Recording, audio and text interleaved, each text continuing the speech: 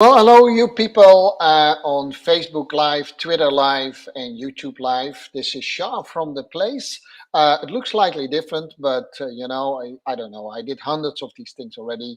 It's the place that's every week, 12 o'clock um, Dallas time. That is, let me take another time zone. That is European time. That is probably. Yes, what is it? 7 o'clock, I guess. Yeah, 7 o'clock European time, and it's an hour later on the East Coast, and what have you not, right? So, anyhow, the place always takes on some topics, often, very often, coaching topics or anything that I want to talk about. And then after my general talk to you all, I always have a small group of people who are with me here in the studio, and we chat a little bit more in the after party. If you want to be part of that, just drop me a message, and then next time we'll let you in as well. Um, because the room is full at the moment. But if you want to join me later, then just let me know. Right? Today's topic is about self-talk and your inner voice. There's always a lot of I always like that word, like inner voice, or you know, your own self-talk.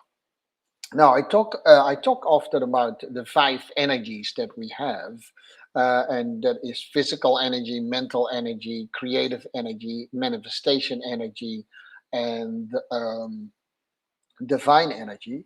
And the second energy is that's your mental energy. Is very much driven what your self-talk is, right? And and in very simple ways, we can talk about your self-talk as either um uh, negative or positive. You either talk very positive to yourself, inside your head, or negative. And most commonly, we always say your negative self-talk is not, a thing that you would like to do.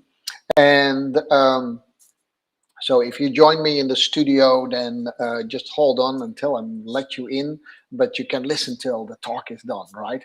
All right. So self-talk in itself is either negative or positive, but there's actually way more to it than most people actually talk about. And definitely, I always look up some quotes before I start this. So I read you some quotes. So I look a little bit here to the left.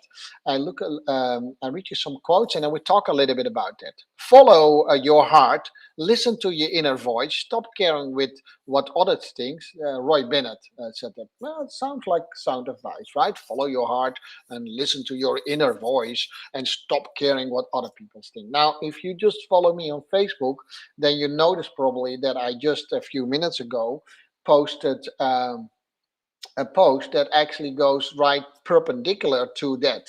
I think it's the worst advice you can give someone, to stop caring what other people say.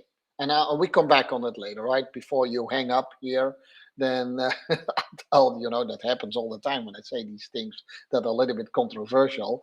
Then bear with me, and I'll explain you why I think that's the worst advice ever. Roy Bennett, I have the greatest respect for you, by the way. Your inner voice is the voice of divinity. To hear, we need to be in solitude, even in crowded places. Ar-Rahman said that, and I think I like that. I like that phrase. Sometimes you need to, compose yourself, or you need to just take a moment for yourself. You don't have to be immediately sitting on a mountaintop to do that. So, and that's when you kind of hear your inner voice. That's a good thing to do, I think. And then Oprah Winfrey say, always listen to your inner voice. I can, in the Netherlands we say we can make a tegeltje.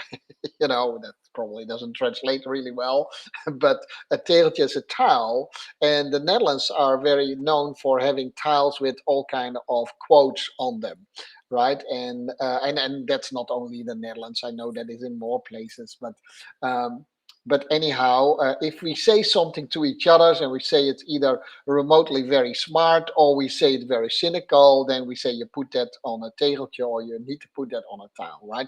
Just giving you some Dutch, some Dutch insight here. But always listen to your inner voices, what Oprah Winfrey says. But what does that actually mean? your inner voice, right? Like you have only one voice, right? So we'll hear about that. Well, and I'm a big Oprah fan, by the way. Oprah, I hope you listen to me and that you invite me to your show once, because that would be so cool. Banish your inner critic, silence the voice of self doubt to unleash your creativity and do your best work. That's an unknown person said that. Now, that sounds really smart, right? Banish your inner critic. I love that word. Banish your inner critic and silence the voice of self doubt to unleash your creativity and do your best work. That's all good and well, but how do you do that? That's what we try to see today, because those things sound really good. But if you really think about it deeper, and we take them over, right? We say, yeah, yeah, we should say that, banish your inner critic. But no one actually really knows how to do that, right? It's not what you say out of your mouth that determines your life. It's what you whisper to yourself that has the most power. Robert Kiyosaki, he said that. Actually, that's a nice quote, right? Sometimes we say things here, but it is definitely this little voice in my head that basically determines a little bit, my life and where my true power is coming from.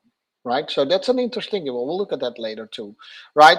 And this one I liked it. It seems like a little bit unrelated to the other ones, but this is actually where it really comes in. The way we talk to our children becomes their inner voice. And it's not only about children, by the way, but the way other people can talk to us. It could be your spouse, or the way we talk to our spouse, that can become our inner voice. And that is for our family, the way our family talks to us. But mostly, if you are a parent, the way you talk to your children, that becomes their inner voice. And that's a very interesting thing to say. And we'll come back to that later, because more likely than not, you might not know it, and it sounds like a scary movie. It's almost Halloween, by the way, but you still hear your parents' voices in your head all the time. And sometimes, when you're young, you hate your parent voices often. Now, when you're really young, you like them, and then you start to hate them, right? And then you get some sort of and then at some point in time, when your parents are not there, my dad recently passed away, and then somebody thinks, oh my gosh, he was so right when he said that. You start to hear his voice, and you start to hear it differently too. It's like he's still talking to you, pretty scary as it is. Um, and last but not least, if you give your inner genius as much credence, and there's another word that I like as well, as your inner critic, you would be light years ahead of where you now stand. Alan Cohen said that. Well, Alan Cohen said at least a relation between inner voice, but he called it your inner genius, and your inner critic. So there are two voices now. It's getting pretty crowded here in my head, right? But anyhow, if you just say inner voice, that sounds really smart, but you don't know who's talking to you. Is that your inner critic, or is that your inner genius, right? And should you not listen to one and only listen to the other? That is the question we are looking at it today. If you think that's remotely interesting, then stay with me here at the place, right?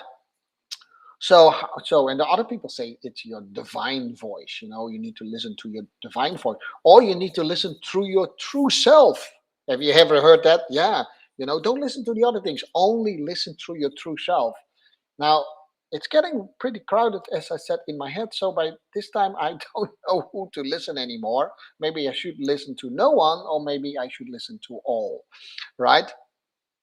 So, and what is our inner critic?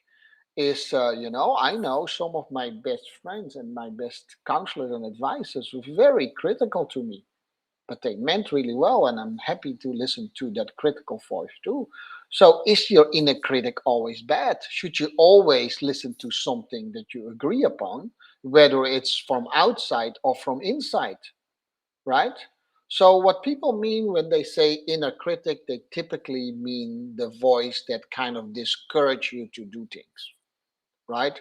So you shouldn't do this, and maybe enhance your fear a little bit. Oh, you're not good enough, which is more like an imposter talking to you, like, oh, you're not good enough, or and you're too old to do these things. You're too poor. You're too Mexican. You're too Indonesian. That's what I am. You're too English. You're too British. Whatever it is, that voice is maybe also your inner critic, or is that maybe slightly different other voice, right? So So trying to silence any of your inner voices, that sounds like really cool, right? Like, if there's someone like this little voice in me say, you see it, I cannot maintain that relationship because I'm no good for anyone, right? I was born as a dime and I will never be a dollar or something like that, right? Then it's maybe something that you don't want to listen to. But I think you should actually. I think my opinion, I see some people already entering my private studio. I will come to you later, right? I'm just waving to them. And so your voices in your head, and this is an interesting that I came across years ago. I came across a guy, you can look him up by the way, Ben Salzman. And he became my trainer in what we call shadow light coaching. And now I'm not going to give you a whole expose of what shadow light coaching is, but one of the things triggered me really when he talked to me. You don't have one voice in your head. You don't even have two voices in your head. You have like a lot of voices in your head. And I said, okay, you kind of start to creep me out, Ben. But then he said, let me explain to you a couple of things here, right?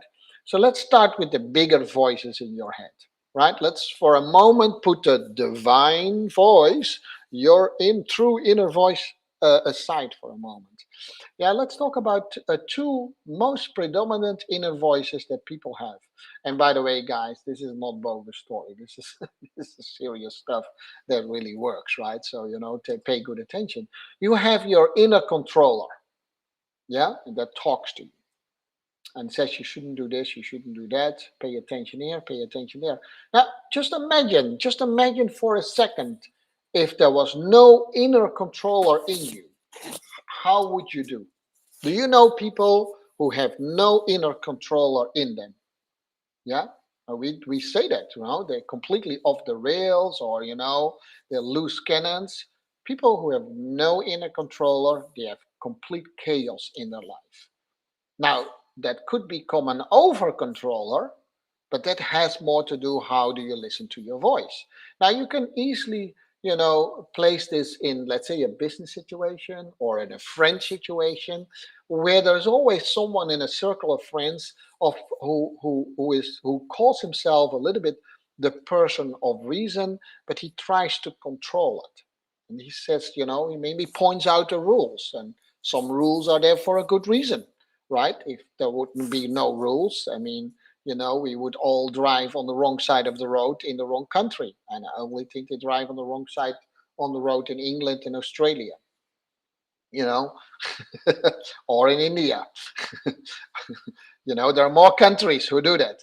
And talking about India, I've been there, and the lines on the road in India, I've been there many times. The line of the road there are more or less a suggestion.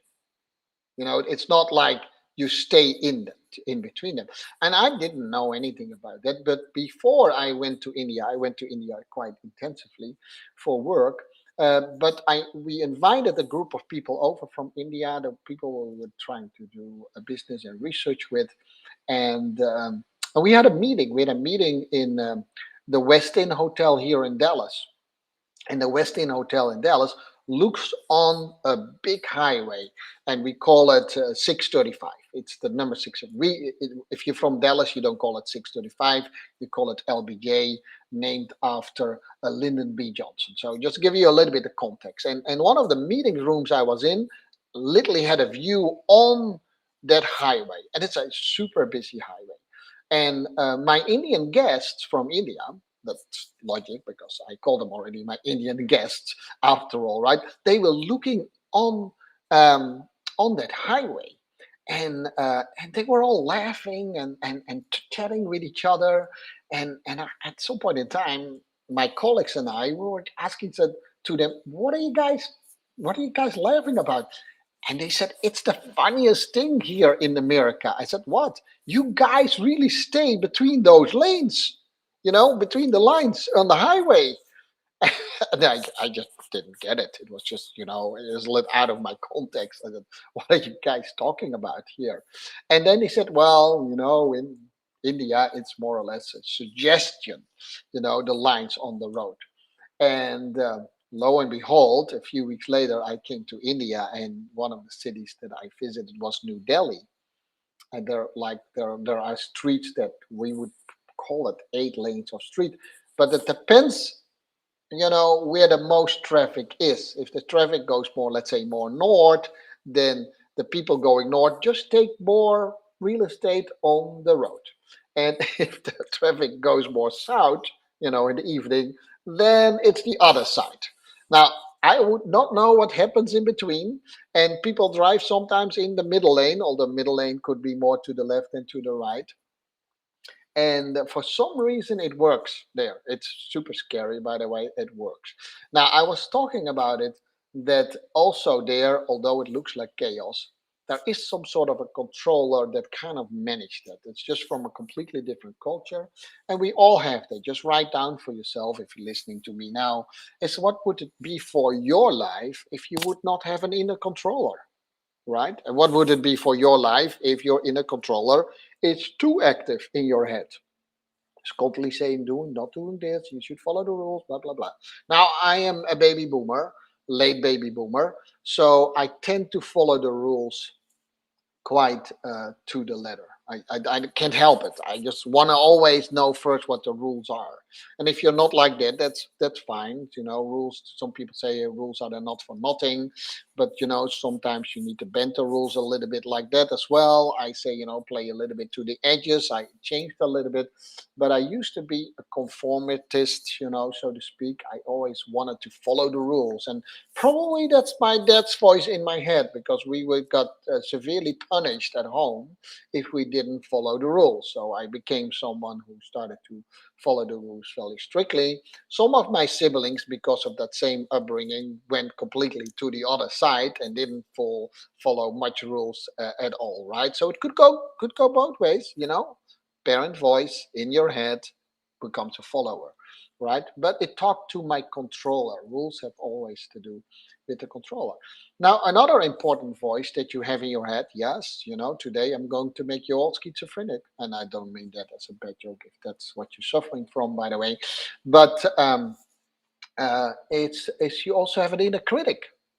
What is, for instance, your inner critical voice? Your inner critical voice would probably say right now, like, why would I listen to this Jean with his things that he always has to say? So some people are always immediately very critical, and it's very cultural dependent too. Let me give you another story. If you, I worked in corporate, as most people know, and if you get promoted in a country like the Netherlands, right? Dutch people are very critical, right? They don't only have an inner critic, but we have a lot of critical people out there. If you're Dutch, wave to me, and I know that that's what you are. By the way, you can also chat with me if you want to. So Dutch people are very critical, so to speak. So if you get promoted, in the Netherlands, the first thing that people do is, and that's a Dutch expression, I don't know how that translates well, but I try to, they start to saw, on the legs of your chair. Right? That's just what they are. They're very critical. Oh my gosh, why is he the boss and why I'm not, and stuff like that. Happened to me a few times because I had a pretty okay career, I guess. And so they're very critical. Now, they don't have to do that, because you might be very critical to yourself too. And in other cultures, by the way, for instance, a little bit more in the US culture, they give you a little bit more first the benefit of the doubt. Yeah, so they congratulate you, wait maybe how you do for a few weeks or months, and then maybe come back and say that you didn't do so good job, or maybe you did a really good job, right? So those people are critical, they just handle it slightly different. But you also have something inside you that is not that is also very critical. So your critical person has a good thing in it, because if you're never critical, you would trust everyone. So who has been there? Me too. Pretty naive person. If I open the door and there's a salesman, I already know that I'm going to buy something. Don't immediately come to my house now and try to sell me something. But it is a little bit true. It's better now. It's better now, to be honest. I'm so not so critical on these things. So my inner critic doesn't work so well, right? what is it if you're overcritical, right? You typically a little bit more judgmental. You don't trust anyone, right? You think that you believe in conspiracy theory. That's when you're overly inner critical. Does that make sense? So there is a balance in there. And to say you need to silence that voice of your inner critic or your inner controller, that's not a good advice at all. You need to listen to these things. You just need to listen, know how to listen, and where you are on that scale of the inner critic and the controller. And this probably for the people who have a strong inner critic already start to doubt what I'm saying. Oh, I don't think that is true with these voices in their head, but it's absolutely true. Now, if you can send once in a while your inner critic and your inner controller home, you actually see that another voice will emerge, and which is a little bit more closer to your inner voice. It goes much deeper than that. I don't want to go there now, right? I just wanted to introduce you this concept that you have that.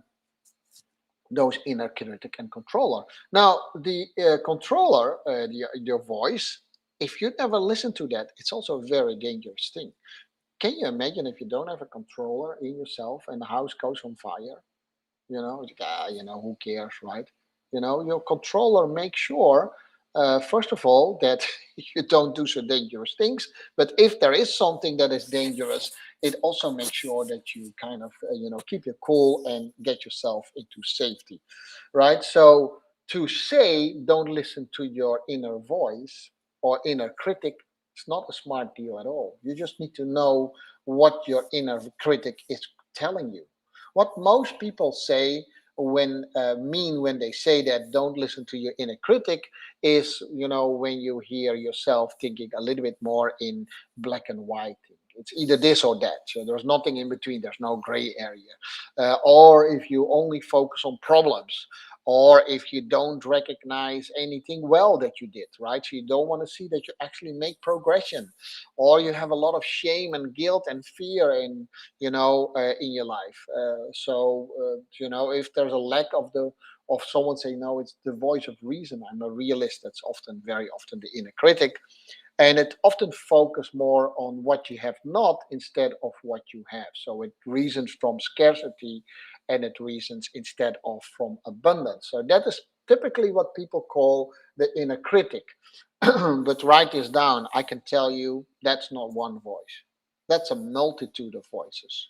That's a whole clue of things that's going on in your head that you have no clue about. Shame is literally a different voice than your inner critic, and you start to need to listen to that. And basically, what it is, more and more, studies are doing to this. Of course, there's not an extra voice in your head. It's just a modality for me to explain that to you. But everyone that you listen to with serious intent, sometimes also not serious intent, very often from your parents, because that's when your first thing starts to form in your head and in your mind. Those are the voices that you still hear. And someone said to me when I wrote down this quote, like, you should listen to, because people say, don't you shouldn't don't care to other people, what other people say. No, you should care what other people say. Can you imagine that you don't care, that everyone doesn't care what anyone else says? Imagine just a world where no one cares what the other person says. That's the worst advice there is. That's what's going on in the world, right? So we need to care. You just need to know who to listen to and what to do with it, right? Plus, you cannot stop your ear. So if you say don't listen to Matthew, Matthew is always coming on my thing, and I have turned on the microphone. I cannot not listen to him. But in this case, I have the control over who I'm listening to, so I can just push it away. But in the real life, that's often impossible. You just need to know what to do with those words. What people typically means is you need to be sure that the words that people say to you don't always affect you in a negative way, but you can still listen to them. I like to listen to people who are very critical of me, but I know at sometimes that I'm a little bit, maybe, I don't know, I'm a little bit more stressed. So I can, there's not a lot of room for me now to listen to strong critics. That's okay. Then make sure that you don't talk to many people. But if you don't look for people who are critical on you, you will never grow. So say you should not care to listen to other people is in my mind actually the worst advice. Because think that through. If you don't care what other people say or do, and everyone does that in the world, you know, then I also don't care anymore what other people say and do. And at some point in time, you also don't care what you say or do. And just tell me right now, do you see those people out there in the world that actually behave like that? They don't care anymore what they say and what they do, right? And if we would all be like that, would that be a better world or would that be a not so good world? Yeah. So don't become like that. Care is something we should all embrace. Yeah? And so the voices in our head, we cannot just say we shouldn't care what those voices say to our head. Maybe because of your history, your inner critic or the inner controller comes out too harsh. Maybe you grew up in a very dangerous situation and you become very controlling because you are afraid that you make any mistakes again, something like that. I was that. When I made a mistake at home, my parents would punish me. Or at least I was afraid that they would punish me. Maybe that was not the case at all, but that's what I was afraid of. So I became a pretty controlling person when I was younger. Right later on, when I started to dance and started to see the world in a slightly different way, I started to get rid of that. But I never stopped listening to that voice because that controller still has a function in you. I started to know how to listen to those voices and which voices are important. But I have 7 brothers and sisters, right? They're not alive anymore, all, but I cannot say, what, I'm not listening to you because you always say stupid things. No, you listen to all your brothers and sisters, and sometimes they say good things and sometimes they say stupid things. Who knows, right? But you listen to them because you care about them. Does that make sense? So all the voices in your head, they have a function. They sometimes are, as my education said, they are a little bit pushed away, and then they become what we call shadow, right? They are living in the shadow world and they push yourself through. And I give you funny examples, right? So if you're very shy and to make contact with other people, and I was a little bit like that when I was young, and then I saw a cute girl, and you actually wanted to take her out to the movie, but you say something stupid, you know, or you punch her or something like that. That was kind of when we were young, we would punch each other on the shoulder and could be a little bit rough, and so that's your inner voice is coming out. You say something, you see the cutest girl that you have seen in your life, you want to see something cute, but something else comes out of your mouth. That's your inner voice. That's a little bit, it's a good inner voice. It just came out a little bit wrong. It came out a little bit in a discreet way. So that's what we can learn. And I have many of those examples. I worked already for a company called Texas Instruments, and we had to do a job interview. And lo and behold, it was a job interview with a Dutch person. And but that person didn't know I was Dutch and my colleague was American, so it was very normal that we would conversate in English, right? The whole company is English. And this person was talking to us, and probably from my accent, she noticed that I was Dutch, but it didn't matter. But once in a while, some Dutch words slipped through her what she was saying, and and at some point in time, she said shit.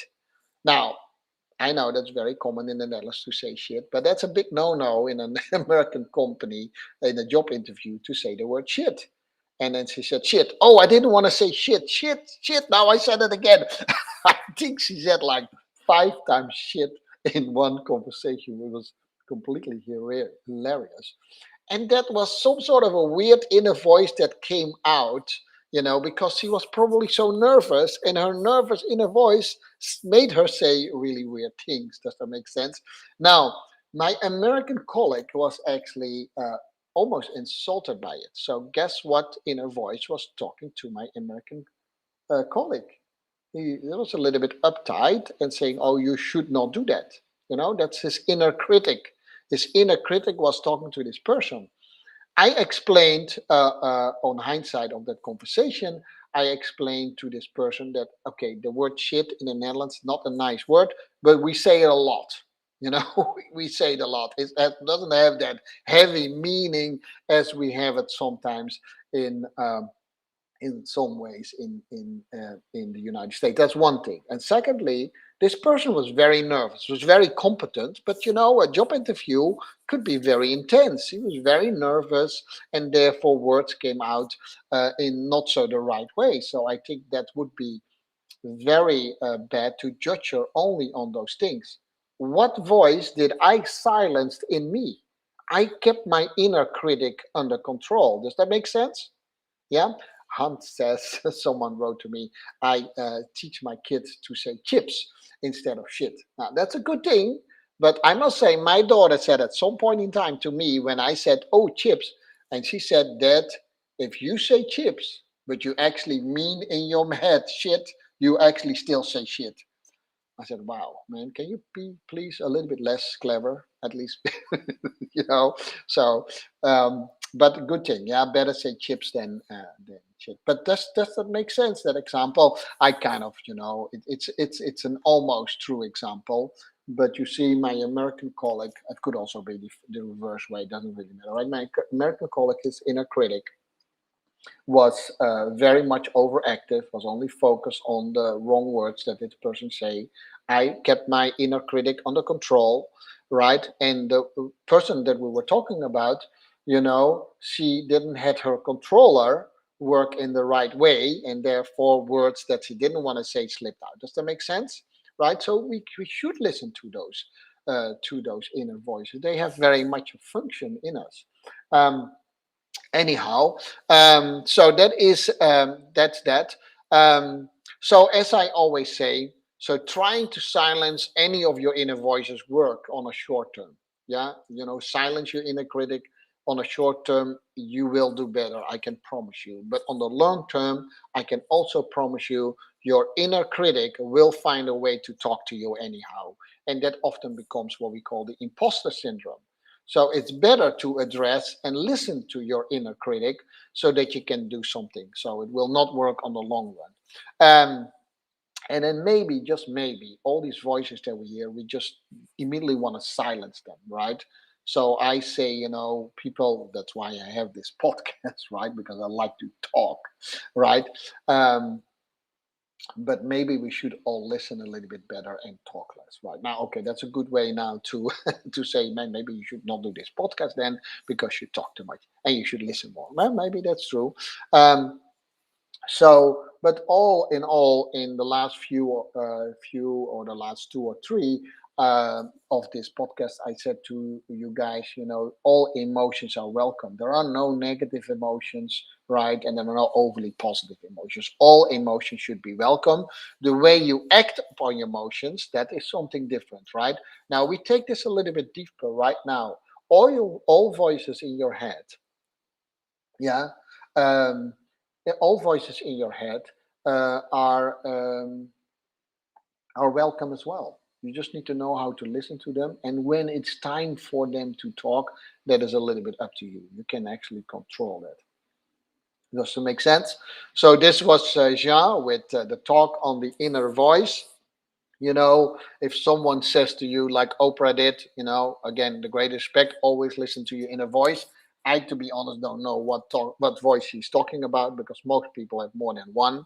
If you say you should not listen to your inner voice or your inner critic, then I don't think that's a good advice either. There's way more balance in that.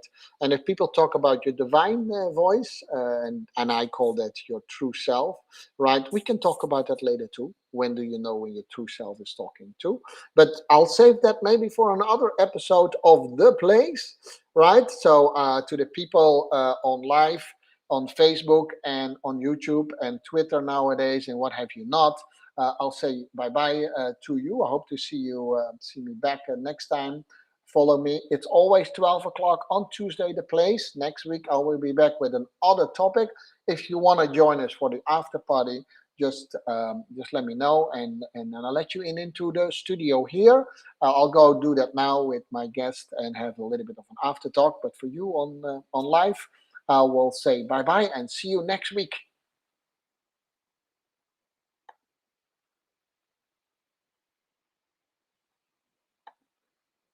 Cancel. Okay. All right, people. you can now all talk. Danielle, Alejandra, you can turn your camera on if you want, right?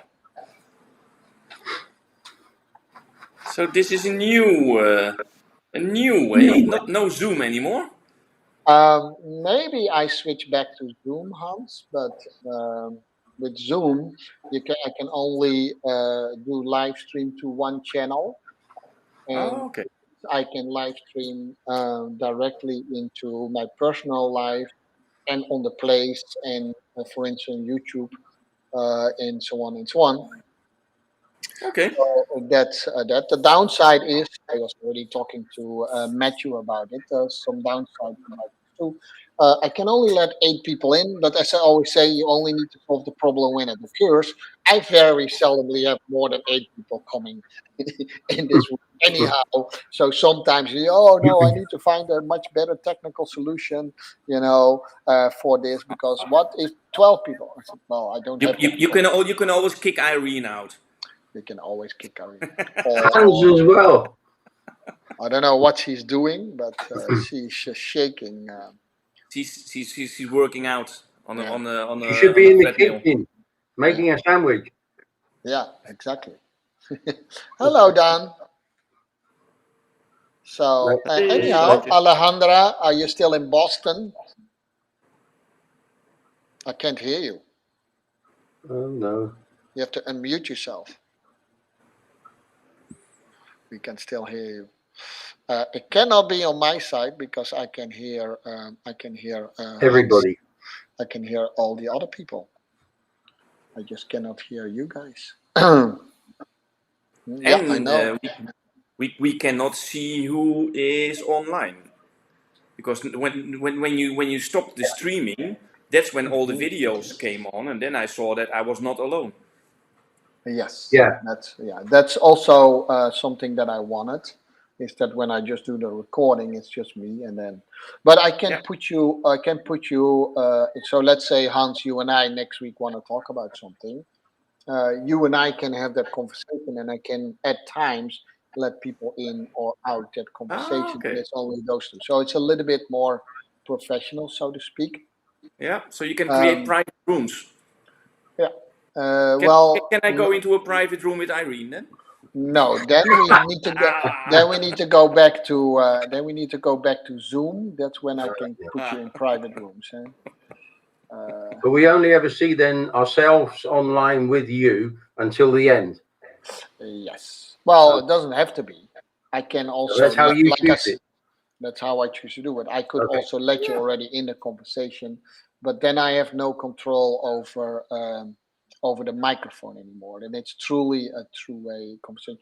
Irene, can you say something? Because is it maybe a mobile? People on mobile? I cannot hear Irene either. Can you hear? No, not at all. So that's another plus of the system. Yeah.